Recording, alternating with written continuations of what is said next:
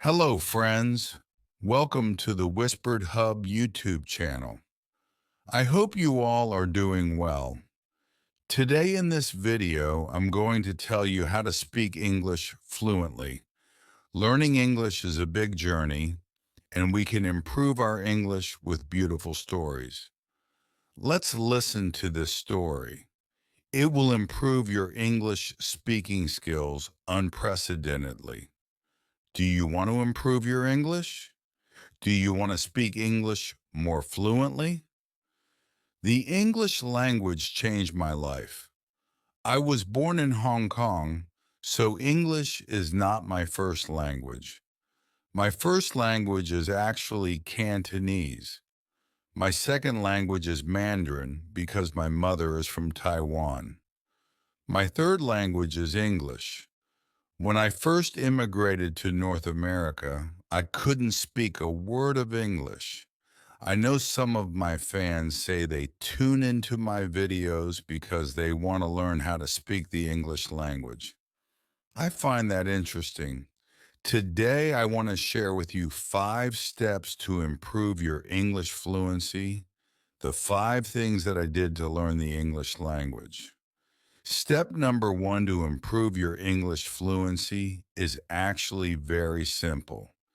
Don't give a damn. That's right. Don't give a damn. Speak whenever, wherever, and however you can. It doesn't matter if you speak with an accent. I still speak with an accent, and I talk to tens of millions of people every single month. It doesn't matter. Forget how people would judge you or what they think of you. All this stuff doesn't matter. Just speak as much as you can. If they don't understand you, say it again. If they still don't understand, say it again. Just keep saying it. I remember because I spoke with such a thick accent like Jackie Chan. I can still speak with some Chinese accent like, hey, yeah, this and that. But you just speak as much as you can because that's how you get comfortable. You would not guess if you're always thinking about, oh, understand a culture to understand philosophies. You need to understand the language. When I learned the English language, I also learned a lot about the culture and about business, of course, because that's what I do. Language is not just something to communicate, it is also something that you can train your mind with. Understand that.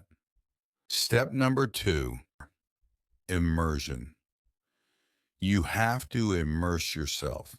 When I was learning English, I would listen to music every single day. I would listen to English music and songs and try to sing along. It was very difficult. I was listening to rap music, which is way too difficult, so I gave that up. But I was watching English movies without subtitles.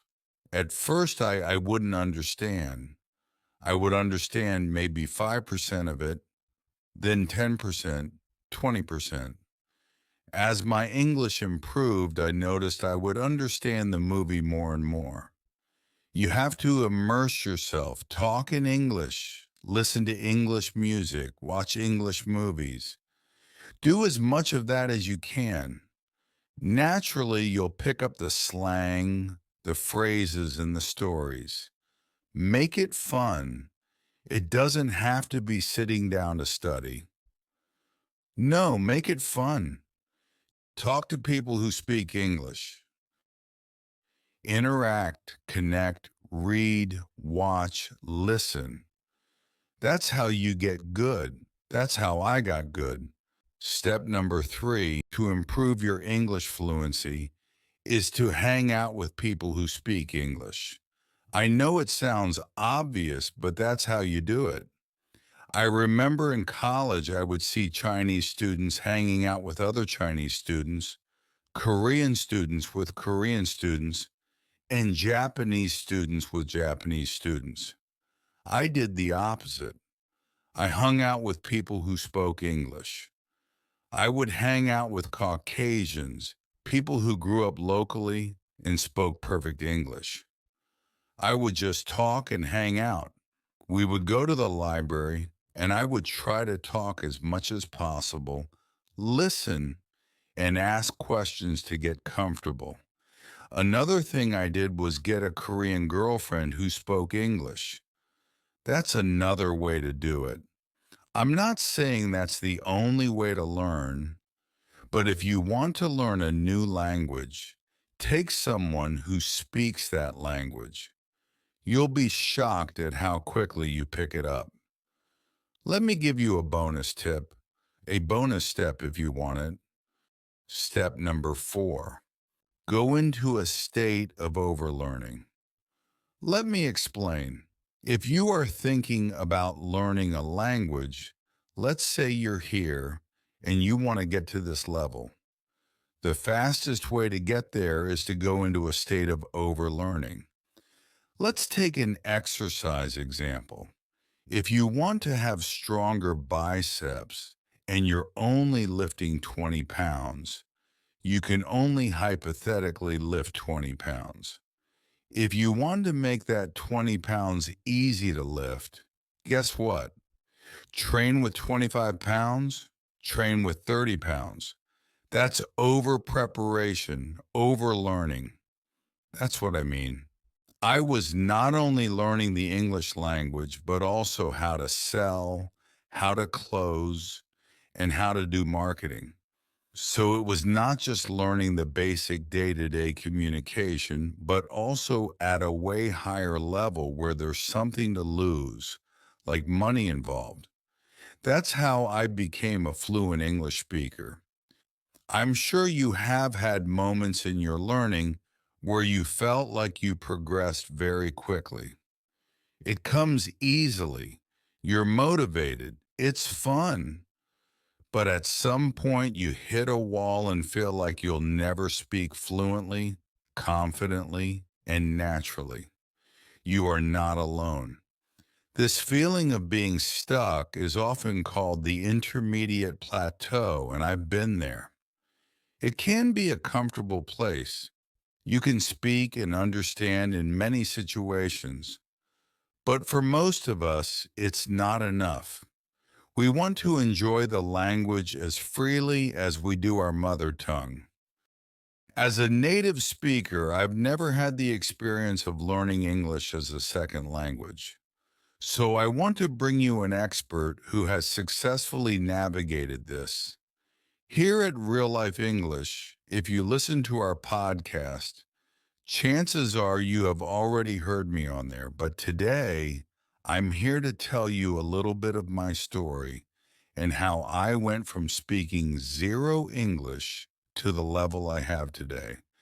I'm just like you. I'm an English learner myself, and I had to learn English from scratch in my country, Brazil. I've never been abroad, so I'm going to tell you how I did it.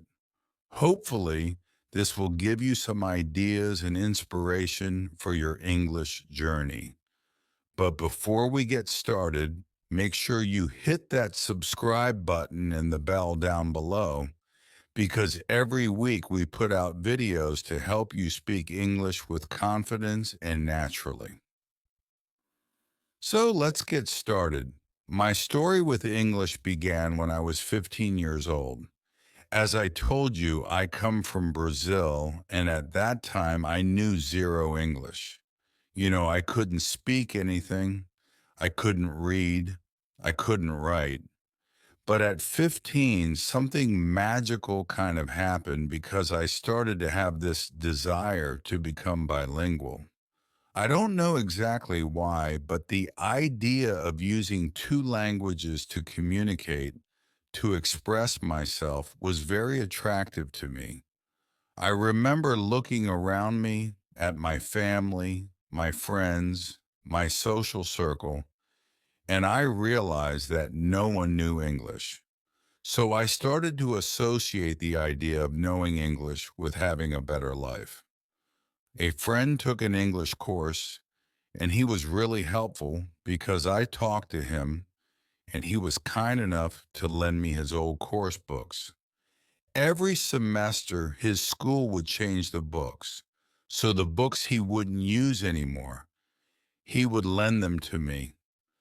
That's how I started. I started by studying with old course books from my friend and a grammar book that he had lent me.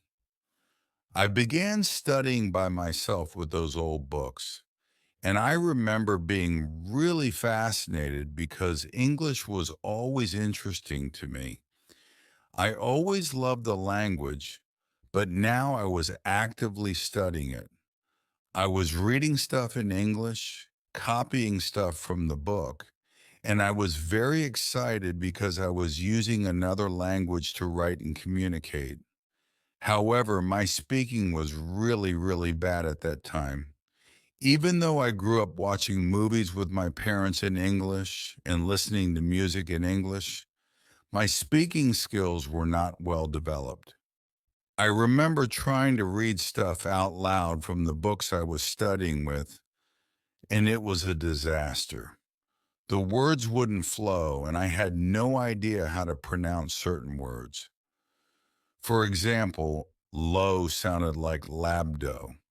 It was really bad and frustrating, but I kept going. That was all I did for pretty much 3 years, from 15 to 18. I studied with books, which was the first mistake I made. I'm here to tell you this because I took way too long to start speaking. You don't want to do that. At that time, 20 years ago, it was much more difficult to find people to practice my speaking with. So I just studied with books. Nowadays, we have so many more cool resources like apps. Speaking of apps, I can tell you about the Real Life English app. With the app, you can have conversations with people from all around the world at the touch of a button. Plus, you can listen to our podcast there with transcripts. It's amazing. If you haven't downloaded the app yet, make sure you do that because it's one of the resources I wish I had when I was learning English and trying to improve my speaking 20 years ago. Something magical happened in my life when I turned 18. I started working, and my work experience, the jobs I've had in my life, were crucial in my English development, especially my speaking and listening skills. Let me explain. My first job was at a drugstore where I worked as a cashier. There was something interesting about that drugstore. My peers saw me at lunchtime, eating and studying at the same time, so pretty quickly I became the English guy at the drugstore. Every time a foreign customer came in, I was the one called. Hey, there's a foreign customer. Go help that person. Then I would go and speak in English with those people and try to help them out. I remember one funny instance. I was at the cash register talking to an American customer, a lady. I was trying to explain that I had never been abroad and that I was still learning the language. I said, "Oh, I've never been abroad." She stopped me and said, "Oh, I think you mean abroad." I was like, "Oh, abroad. Thank you very much for the correction. I appreciate that." That was one example of how having these little interactions with customers helped me. Sometimes I would say something wrong, like abroad, and the person would help me by correcting me. These small interactions were really useful. Here's another tip. Be open to correction. If somebody corrects your English or your pronunciation, this is actually great. Speaking to Americans on the phone for 6 hours a day, 6 days a week, for a year was my version of living abroad. It was like having an exchange program because I was really speaking to natives for a year. That really helped with my speaking and listening skills. It's important to mention that I only got that job because I already knew enough English to get it. All those years of studying and learning paid off because they allowed me to get this job and then improve even more. Here's what I have to say. Keep learning, keep developing yourself, and start looking for job opportunities that allow you to use your English on a daily basis. Then you'll improve even more. Between those jobs was actually when I really started to create my own immersion in English. I was already using English in my daily routine at work, and I was serious about it. Everything I did, I made sure it was in English. Watching movies, series, listening to music. I love rock and roll, so I always listened to my favorite bands in English.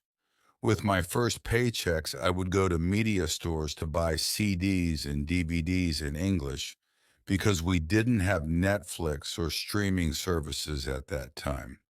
If you want to know my exact step-by-step process that I used to improve my English with movies and TV series, let us know in the comments.